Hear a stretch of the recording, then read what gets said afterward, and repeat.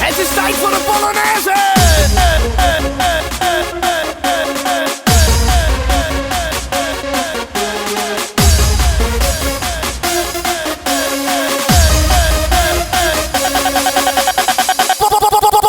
Polonaise!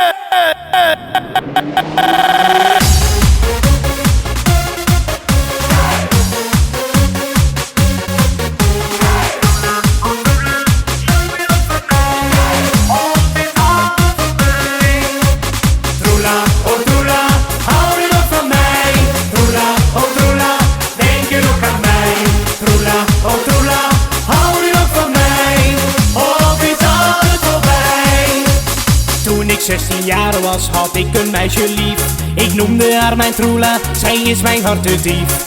Plotseling bracht een ander de liefde in gevaar. Ik schreef direct een briefje en daarin vroeg ik haar: Troela, oh troela, hou je nog van mij? Troela, oh troela, denk je nog aan mij? Troela, oh troela, hou je nog van mij? Of is alles voorbij? Troela, oh troela, hou je nog van mij? Troela, oh troela, denk je nog aan mij? Troela, oh troela, hou je nog van mij? Of is alles voorbij? Ik kreeg van haar geen antwoord, het schrijven gaf ik op. Om mijn hart te troosten, koos ik het ruime op. Wat ik ook probeerde, mijn hart dat bleef van streek. Geen dokter kon me redden, het hield allemaal geen steek.